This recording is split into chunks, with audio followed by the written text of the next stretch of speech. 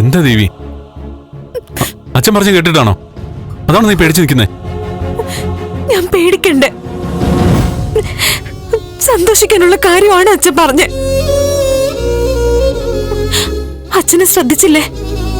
ശക്തിയെല്ലാം ചോർന്ന് എന്ത് പറയണമെന്നോ എന്ത് ചെയ്യണമെന്നോ അറിയാൻ പറ്റാതെ നിൽക്കല്ലേ.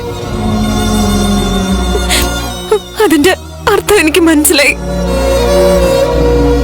നന്ദുന് മീരെ സ്വീകരിക്കാതെ വേറെ വഴിയില്ലാന്ന് അച്ഛന്റെ മുഖത്ത് അത് എഴുതി വെച്ചിട്ടുണ്ട്. എന്തൊക്കെ നീ പറയുന്നേ? ഭ്രാന്താണോ ദേവി നിനക്ക്? ഇതുവരെ ഇല്ലായിരുന്നു, പക്ഷെ ഇപ്പൊ എന്റെ മനസ്സ് പിടിവിട്ട് പോയി തുടങ്ങി നന്ദു. ചുറ്റും ഒരു മൂടല് മാത്രമാ. നന്ദുനെ എനിക്ക് വ്യക്തമായിട്ട് കാണാൻ കൂടി പറ്റുന്നില്ല. ഏതോ ഒരു മണൽക്കാട്ടിൽ നിന്ന് ആരോടോ സംസാരിക്കുന്ന പോലെ എനിക്ക് തോന്നുന്നു. എന്നെ തൊടണ്ട. നന്ദു ഇനി മീരയ്ക്കുള്ളതാ. നന്ദുന്റെ ശരീരവും മനസ്സും ഒക്കെ ഇനി മീരയ്ക്കാം.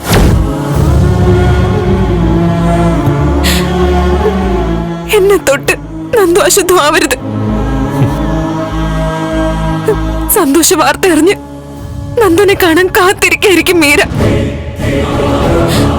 നന്ദു മീരയുടെ അടുത്തേക്ക് ചെല്ല്.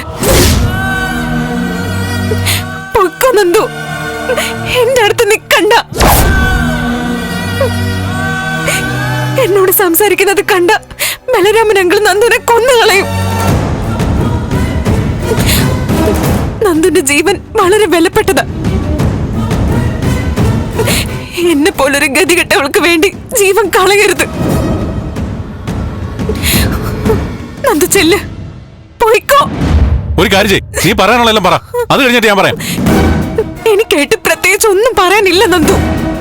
അച്ഛൻ നേരത്തെ പറഞ്ഞില്ലേ, അതേ എനിക്കും പറയാനുള്ളൂ. അതിലെല്ലാം ഉണ്ട്. അതിലൊരു ചുക്കുമില്ല. മീരെ കല്യാണം കഴിച്ചില്ലെങ്കിൽ അങ്കിൾ എന്നെ കൊല്ലുമെന്ന് പല കോമഡികളും കേട്ടിട്ടുണ്ട്. പക്ഷെ ഇത്ര എന്നെ ചിരിപ്പിച്ച കോമഡി വേറെ ഇല്ല. കൊല്ലുമെന്ന്. ഇതേ തമാശ തന്നെയല്ലേ അച്ഛനും കേട്ടത്? എന്നിട്ട് അച്ഛൻ ചിരിച്ചോ? ചിരിച്ചില്ലെന്ന് മാത്രമല്ല, പേടിച്ച് വിറയ്ക്കുകയും ചെയ്യുക. കേരളത്തിലെ ശക്തനായ MLA സിദ്ധാർത്ഥൻ ചന്ദ്രത്ത് ഒരു പ്രതിസന്ധിയിലും പതറില്ല. പക്ഷെ ആ രാഷ്ട്രീയക്കാരൻ ആകെ അമ്പരന്ന് പിളറി വെളുത്തു നിൽക്കുക, ഒരു എത്തും പിടിയും കിട്ടാതെ. എന്താ അതിനർത്ഥം? മകൻ മീരെ വിവാഹം ചെയ്യാതെ വേറെ മാർഗമില്ലെന്ന് അച്ഛന് വ്യക്തമായിട്ട് മനസ്സിലായി.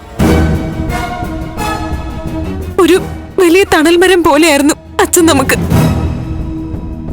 പക്ഷെ ഒറ്റ ദിവസം കൊണ്ട് ആ മരം അങ്ങ് പട്ടുപോയതുപോലെയായി. ദേവി,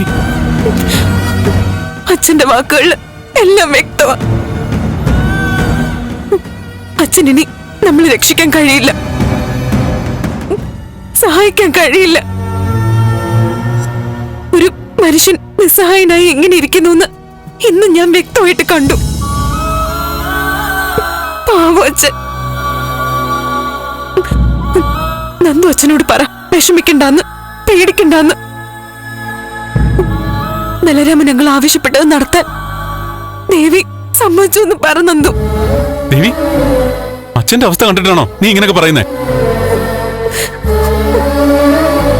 സ്വന്തം മകനെ കൊന്നുകളയുന്ന പറ്റിക്കാൻ വേണ്ടി ആരെങ്കിലും പറഞ്ഞാലും അച്ഛനും അമ്മയും പേടിക്കും. അത് സ്വാഭാവിക. ഇങ്ങോട്ട് നോക്ക. അതൊക്കെ വിട് ദേവി.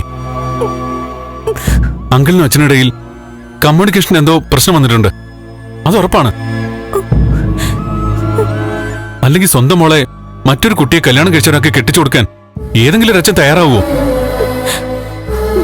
പ്രത്യേകിച്ചും ബലരാമനങ്ങളിലെ പോലെ ഒരാൾ ഒരിക്കലും അതിന് കൂട്ടു നിൽക്കില്ല. തിരിച്ചൊന്നാലോചിച്ച് നോക്ക് നന്ദു. സ്വന്തം മകളുടെ ഏതാഗ്രഹം സാധിച്ചു കൊടുക്കാൻ ഒരുങ്ങിയ ആ അച്ഛൻ നിൽക്കുന്നതെങ്കിലോ? ഫ്ലവേഴ്സ് ഒരുക്കുന്ന കാഴ്ച വസന്തം യൂട്യൂബിൽ പ്രേക്ഷകർക്ക് ലൈവായി കാണാം. ഫ്ലവേഴ്സ് കോമഡിയിൽ ജോയിൻ ചെയ്യൂ, ആസ്വദിക്കൂ.